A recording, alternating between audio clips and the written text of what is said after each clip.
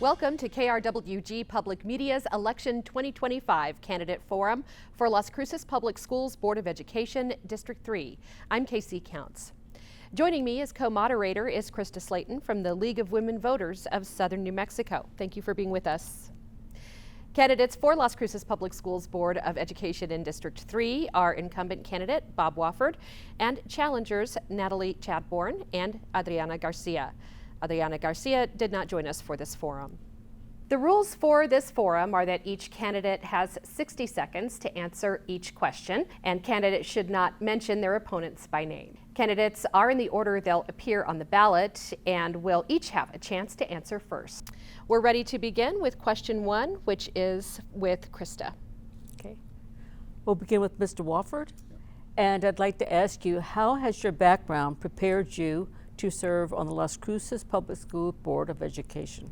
I've been a teacher for my whole life here in Las Cruces. I taught for 34 years at Las Cruces High School and taught English. During that time, taught students who were advanced placement and students who were struggling learners.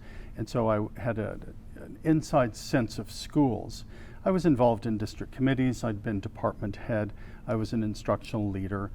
I've also consulted for the College Board, teaching advanced placement English lit teachers how to teach English. I've done that for close to 20 years, so I work with professional development with teachers. I've also worked part-time for the National Math and Science Initiative, which sounds a bit off for an English teacher, but I was doing English for them. And so my background as a teacher logically led into my desire, once I retired 8 years ago, to continue helping the children of Las Cruces, and so I ran for school board. Ms. Chadborn? I think that being a mother, a grandmother, I owned and operated child care centers, many of them multiple, from infants all the way up to 12 years, multiple centers. Also being a business owner and an accountant, I think that by being able to really dig into the budget, to start prioritizing things like that, and also to understand children and to understand what it's like to be in the classroom too, because I've been there from the diaper changes all the way up to all the other stuff. And so I feel that I'm pretty prepared, pretty open with how all the kids behave from all age levels all the way up to graduation, especially with having 5 children of our own. Right, next question. We'll go first to Ms. Chadborn. If elected, what are your top priorities? The top priorities for me would be to really, again, get into the budget and start prioritizing where we're going to have high quality programs that are really going to start focusing on reading and writing and math, and making sure that at the younger grades that they're not getting passed up and they are not at their grade level for all of those areas. And also to really to get some SROs at every single school, including the elementary schools, so that all of the children are protected. And by doing that, by going through the budget, I think that we would be able to. Those would be my first priorities. Thank you. Mr. Wofford? Yes, thank you. The number one priority I have is to keep our focus on students. Their numeracy, their literacy, their academic development. And so as a board, we've established strategic goals which focus on improving Tier 1 education, so the bulk of education for the greatest number of students. Working with professional development to make sure the strategies that teachers use are up to date and effective. Another priority I have is making sure that the board continues and the school district continues to be transparent in terms of the budget process, in terms of making sure all stakeholders are invited to participate in policy decisions and the making of new policy. And I'd like to say, finally, we need to empower teachers.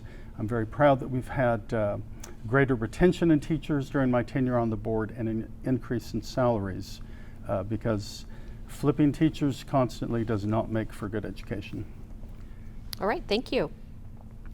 And this next question goes first to you, Mr. Wofford. Mm-hmm. What do you see as the biggest challenges in retaining and recruiting high quality educators, and what solutions would you advocate for as a board member? I appreciate that question on the heels of what I just said, because retention is what I mentioned in terms of teacher salaries. When we were able to raise the salaries of teachers, we quit losing them to other states. We quit having problems with not being able to fill positions. This last year, at the beginning of school, we had a 99% fill rate in terms of vacancies, as you will, for teachers. And so it's important to pay professionals as well as we can. And it's also important to set a tenor of respect for teachers. How the board treats school teachers and the attitudes we have toward them is vital for their motivation. When they feel valued, then teachers want to do as well as they can. When as a teacher you might become, feel unvalued, that makes the job much harder. And that's time. Thank you. Ms. Chadborn? So as far as for the teacher recruitment and stuff, I do agree that we need to have competitive salaries. As far as retaining them, I think that the teachers are overburdened with a lot of paperwork, with a lot of things that doesn't really have to do with anything. The rules of, having to have their curriculum plans in and everything so many days before, all of this, and then the chaos in the classroom. And then they're not being supported by their assistant principals or their principals and things to not have chaos all the time. And so they're trying to deal with, Johnny or Jamie that are causing chaos left and right, and they have nobody that says, okay, that's enough of the nonsense. We're gonna have a zero tolerance policy for this, and we're gonna back you up, teacher X, so that we could do this, because I think that they're overloaded. And to be a disciplinarian and to do all of this without any support is not a good thing. That's how I think that we could retain them better. All right, thank you. You're welcome. We'll begin with Ms. Chadborn with this next question. What do you think are the best ways for the Las Cruces Public Schools to meet the state's constitutional mandates for education? Well, I think that the superintendents need to really know what those mandates are, that the superintendents need to really get in there and look at everything and then follow it and all of those mandates and then the requirements from the PED that say what has to be. And I think that they need to work with their principals at each school, and they need to be clear about what the mandates are and to have everything lined out. And part of this Martinez-Yazzie thing from the PED is another whole part of that, so that they're seeing it. And as those guidelines come through, then the superintendents need to make sure that they are following all those steps as put out. Okay, thank you. You're welcome. Mr. Wofford? Your question does go to the Martinez-Yazzie lawsuit. And 70% of the students in New Mexico fall into the Yazzie-Martinez subgroups. There are 4 of them. And it's about making sure we have equitable education. Equality is every child gets a pair of shoes. Equity is every child gets a pair of shoes that fits. And so we teach math to all students, but certainly we need to address our lessons to the needs that the students have. So making sure that our programs, our teachers are able to work with students where they come in and take them from whatever level they are and make sure they increase as much as possible is what's key to addressing these concerns. And we've just had, or a report from PED will be coming out, a finalized report in terms of how we are going to make equitable education. Thank you. So we'll also begin with you, Mr. Yes. Wofford, with the next question. What strategies do you believe are most effective in improving student attendance and addressing the challenges that lead to chronic absenteeism? Chronic absenteeism is an absolute nightmare right now. Our district, statewide, it's been at about 37%, and this is a child who's missed 10 or more days. In Las Cruces, last year it was 33%, this year it was 30%. And one of the things we have done is hire, I think, about 20 interns, social work students here at NMSU, to work with our attendance people to make sure we have the people power to get out, make more than phone calls, talk with kids, counsel with them, do home visits. I was talking to a teacher who coordinates some of these interns just today, and she described some of the myriad reasons that students are having problems with attendance. And it's kids who had an association with people in the Young Park horror that we had this summer, others who have parents who are absent. There are real critical issues that we need to address societally to get the absenteeism solved. Ms. Chadborn? So I think in dealing with the chronic absenteeism, part of it goes back to, again, if you're not making sure that the children can read and write and spell and do their math at their grade level, and you pass them up, and by the time they get to a sophomore and they've had 6 or 7 years and they're not there, they're frustrated as heck. They don't want to participate. Why even go? There's no hope. They're not going to pass. They're going to start getting in trouble, all of that. So it goes all the way back to having the basics, right? Then I also think that for the students that are advanced in stuff, they're not being challenged enough. And so we have low expectations in the classroom, and we're trying to keep everybody happy, and then, you know, dealing with all of the kids that are messing around. And so I think that they're bored and they're not going to want to come either. And then there is some parents that are not participating in stuff, but the way we do that is we get the parents more involved. We really talk to them and interact with them and find out what's really going to work. Thank you. Thank you. All right. You're welcome. Ms. Chadborn, this question first to you. There have been federal and state level debates about curriculum content, such as history and science standards. How would you ensure that Las Cruces' curriculum reflects the needs of a diverse student population? Well, I think that, you know, diverse cultural things, all of that needs to be in all of it, so that, you know, everybody can participate in all of the different activities and different things at school and learning different stuff. I think it's good for kids to have 2 or 3 languages if they want. Obviously, you know, we want to have bilingual stuff to help. The thing with the part of this whole thing of the second part of your question, can you say it again real quick?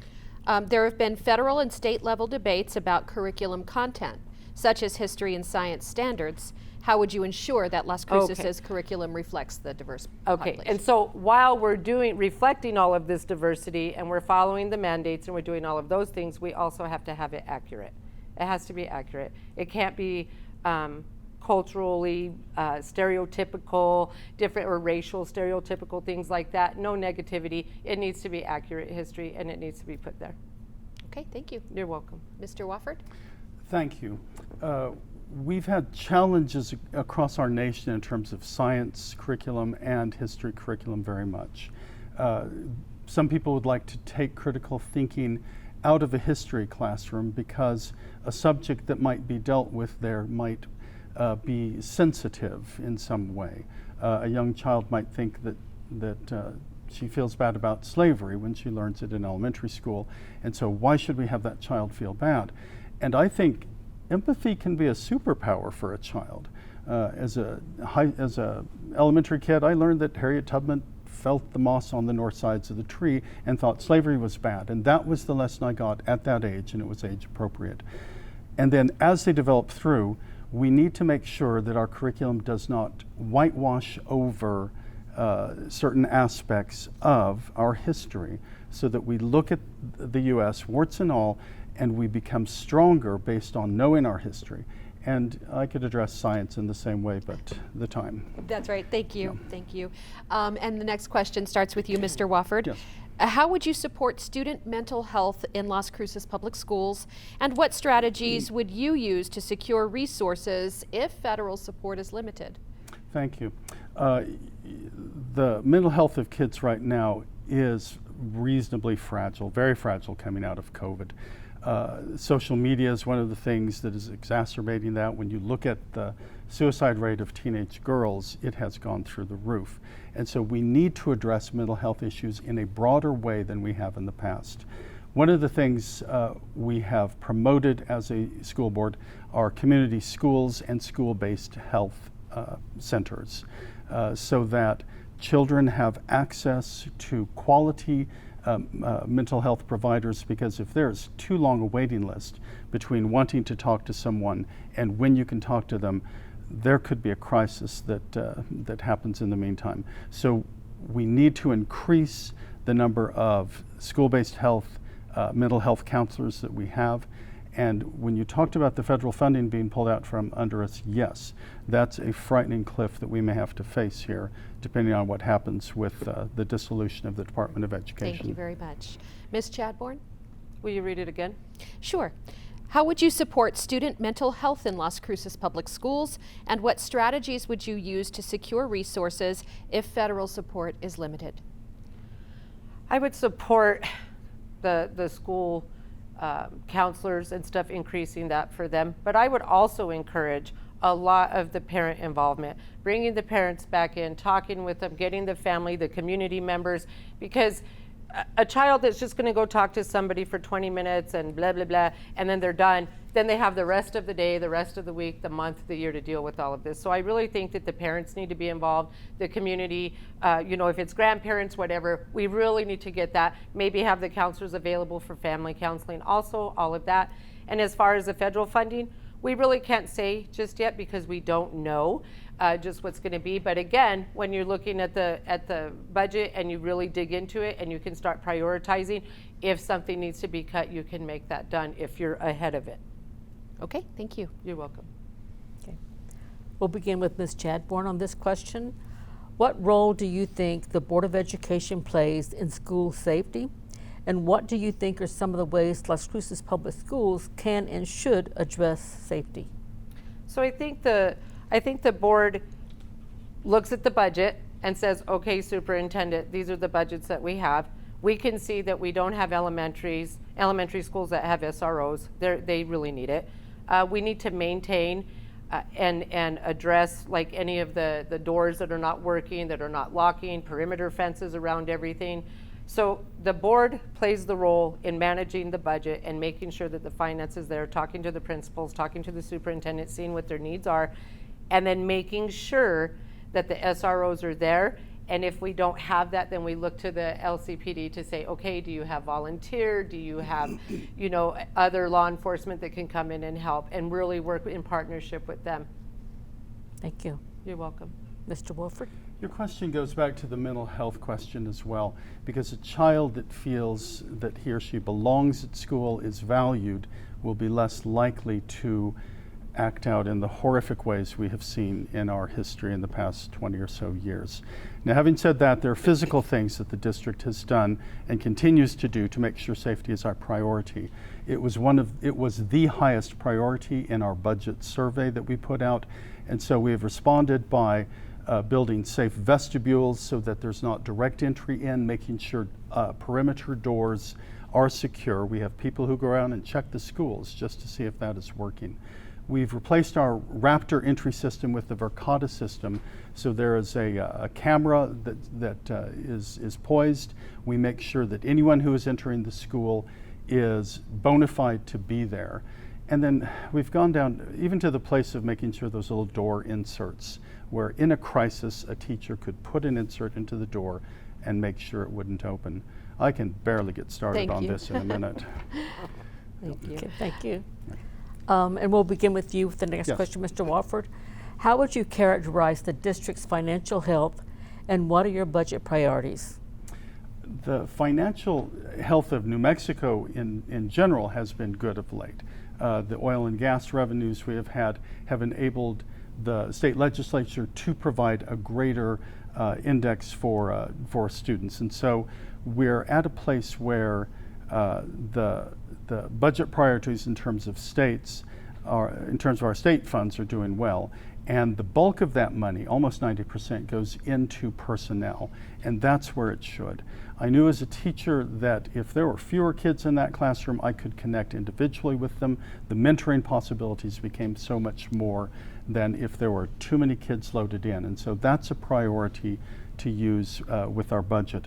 And then, as I told you, we have tried to be very transparent in terms of surveying people, hosting town halls to make sure that all stakeholders have a say in how we are prioritizing our operational budget. Thank you. Ms. Chadborn? I would say that the budget is pretty healthy here for Las Cruces Public School District. I think it's got a lot there for it. I do, however, think that while we are supportive of having more teachers so that we have a smaller classroom size and things like that, and our safety, I think we need to have high quality programs that are going to help teach the teachers, help train the teachers, help train the aides, and what their job is and how to help them to get through that. And then also to to just have better quality programs that are going to focus and be consistent on the reading and the writing and the math at every grade level. And I think as we go through the budget, we can see that it's there and that we could do that. Thank you. You're welcome. And Ms. Chadborn, how would you approach relations with educator unions? Well, I could honestly say that I don't have any real experience with that, but as far as I can see, I would work with them in order to learn about what they're saying and what they're thinking that the teachers need and different things like that. Also work with the teachers themselves, and then also to be held accountable to the taxpayers. It's all great about a union saying this or that, but it's the taxpayer money that has to be put into this stuff. So, you know, I would be willing to come to the table and look at everything and go from there. Okay, thank you. You're welcome. Mr. Wofford? As a teacher, early on I became an NEA member, and when I retired, I became a lifetime NEA member. I was part of the group of teachers back in the 1980s who started the first collective bargaining agreement with Las Cruces Public Schools. And it came about because of the budget not being transparent. And so we ultimately forced it on the district at that point. And I've seen that relationship go up and down over the years. But teachers and all school employees, all educators are our partners. And so the collective bargaining agreement is our chance to sit formally and work out what is best for students in the classroom and how teachers and educators deliver that. So I am very much in support of our collective bargaining agreement, and the attitude that we send as a board is one of respect to the teachers, and our team knows that we value them. Thank you. Mr. Wofford, what are your thoughts on standards-based education and standardized testing? The broad question. I was an AP teacher, I told you, for many years, and that was a quality test that I was preparing students for that measured their skills. And then we have tests that I saw that were the statewide competency tests, where kids would go in there and go, wee bit, why am I doing this? And then the test results we got from that were not reflecting what those students actually knew. And so there's a real problem with, do we know that we have an accurate measurement in terms of what our testing is? Standards-based is absolutely critical.